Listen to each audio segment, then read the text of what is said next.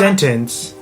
I bet you he really didn't know who it was. He probably saw it. It was copy paste. Yeah, that sounds good. This is some white guy said this, so I'm gonna put it up. Copy paste.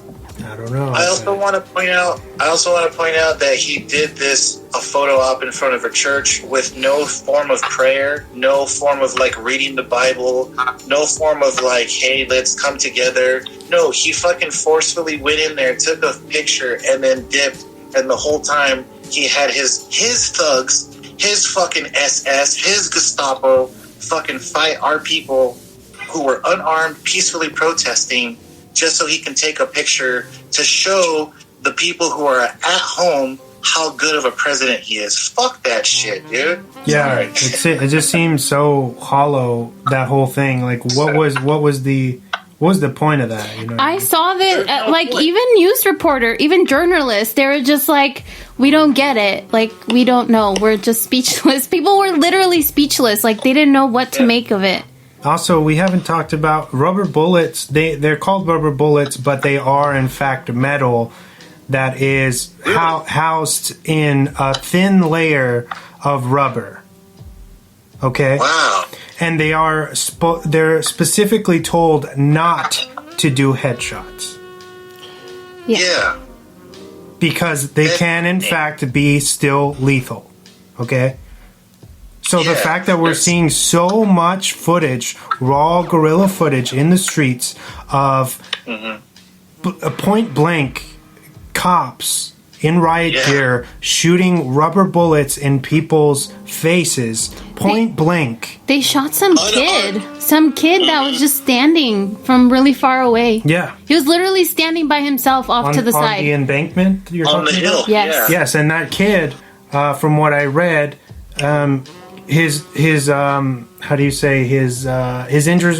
injuries were so bad that he had to be rushed into emergency brain surgery from that. Oh my god, dude. He's basically going to be a vegetable probably for the rest of his life. And probably I saw that video too. He was there standing and you can see the cop raise up his gun and shoot him. He just instantly dropped. How do you feel doing that, dude? How do you live with yourself knowing you're just shooting somebody like that? And it's like, what was he doing? Standing up for police brutality. The exact irony of that is just, it hurts, dude. It hurts. You know, that alone should make people's office officials outraged and be like, hey, take those rubber bullets off of the streets right now. But so far in San Diego, the only thing that has been changed is that they can't put people in the chokehold. Yeah. That's it. Yeah, I don't see any progress, and there's too much of a double standard. And to talk about that the knee on the head is not part of their procedure, but somehow they're still doing that is insane to me, dude. Like, I just don't believe it. That's basically like torturing somebody and saying we're going to arrest him until he's dead. Yeah. I wanted to go back to that quote that Trump said. It was just some more info on that. It was from Chief of Police Walter Headley in Miami. He had actually said he's the one who actually said that during he was complaining that there was too many robberies during a African American civil rights campaign. Damn. And he had actually said after that, felons will learn that they can't be bonded out of the morgue. Wow. So that's pretty eerily similar to what's going on right now. Yeah, dude.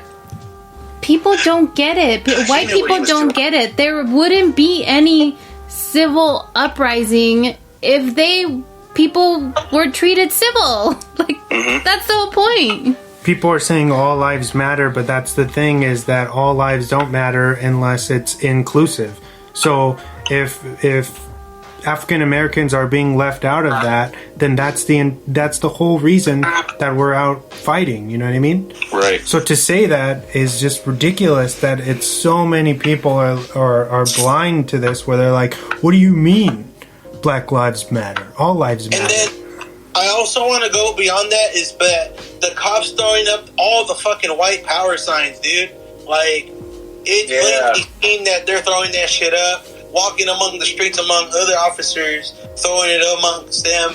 Like, dude, is that like it's just insane. Like, are they into investigations on that, or are they letting it slide? What's great is that them saying the A-OK sign? Like, that's so bullshit, dude. Like, what's great about the white power sign. What's great about them outing themselves like that, and us having the technology to kind of capitalize on them being idiots and outing themselves in public, is that you're able, as long as you can get that badge number, you can get them terminated. And I feel like Sean King right now is doing really good, and he's being vigilant on getting all of these badge numbers of these people who are clearly assaulting people on video, and getting them getting them kicked out, you know.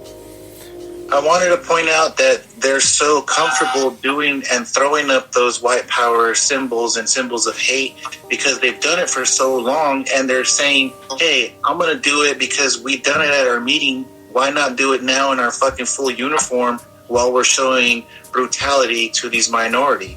It's a mockery in itself. They feel like nothing's going to happen to them, so they might as well show the world, hey, we're part of a fucking we're a part of an unclassified terrorist group that's also the cops. What the fuck are you going to do about it?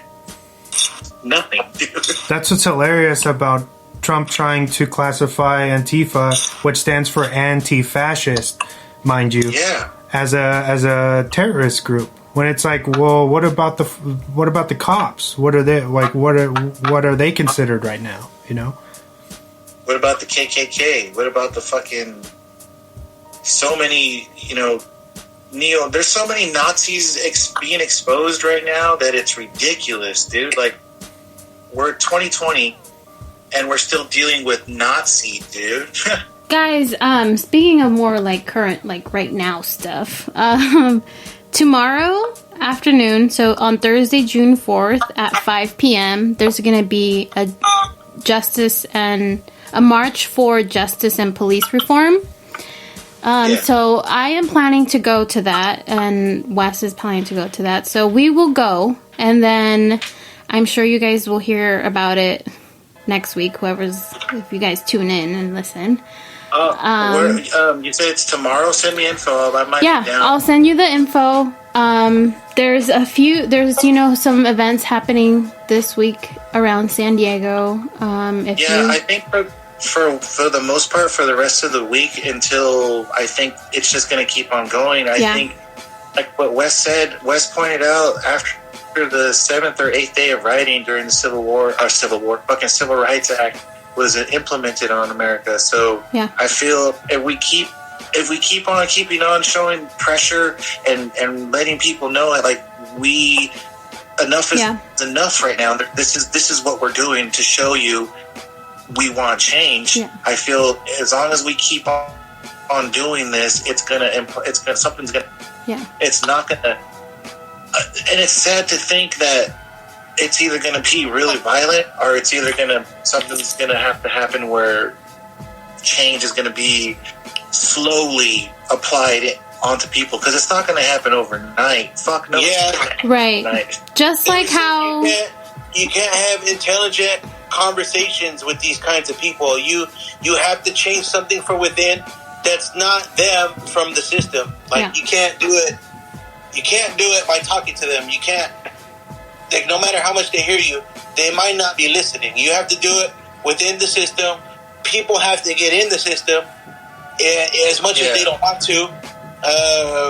You just have to have a better standing for yourself amongst what they're going to throw at you. And I'm sure there's going to be people that say, "Hey, so the officer, his charges got bumped up, and they're arresting the rest of them. Okay, and what? That doesn't mean anything. That is what's supposed to happen in the first place. That should have happened in the first place, and it wouldn't happen if we didn't do all of this."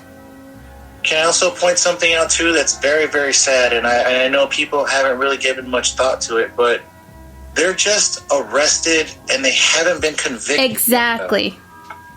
And we're waiting for a trial and we're waiting for a fucking verdict. And when a verdict comes out, that is when the real answer will be to all of our questions. Yeah. And you're damn right, people are they're gonna revolt. It'll be chaos.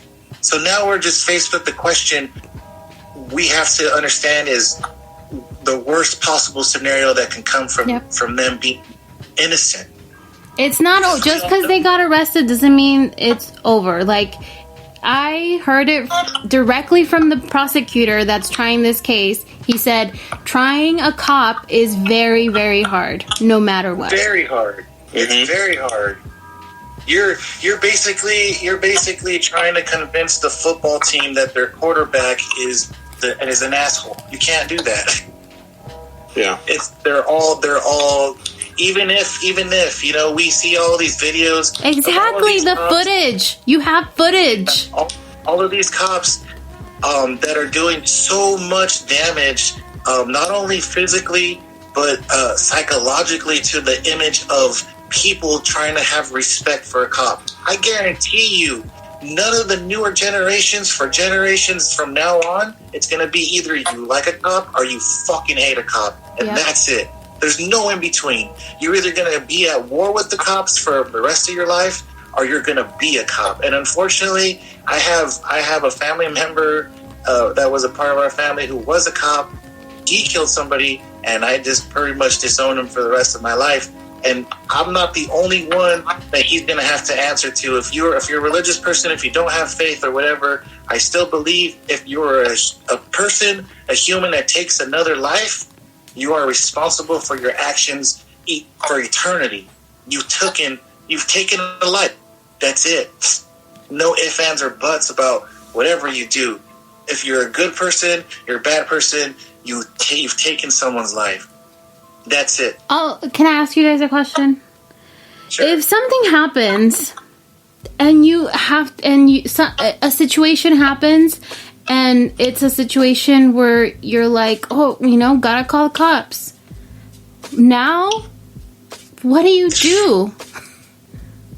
Like, that's why. Do you call the cops? It was so hard for people to call the cops in the past. It was almost like a last resort, whether you were a minority, whether if you were Black, Mexican, or Asian, or whatever. But it was so easy for somebody that was of white or Caucasian to call the cops. And we know this for a fact. And way before the George Floyd murder, we know this. Just seeing amongst ourselves, we saw that viral clip of that lady freaking out in the fucking park with her dog because the dude was telling her to put her dog on the leash. If you hear that alone is enough for a cop to go down there armed and dangerous to shoot somebody to protect this, who was basically freaking out about a Black guy telling her to put her dog on the leash in a park that needs a fucking dog leash. The white person was breaking the law. The Black person checked her, and she's like, well, I'm going to call the cops and tell them that you're threatening me. That a Black man is threatening me. What kind of shit is that? And this is all across the board. Like, it's not just brutality against, Black people. Like, what about cops with sexual assault victims? They don't believe them. True. It's the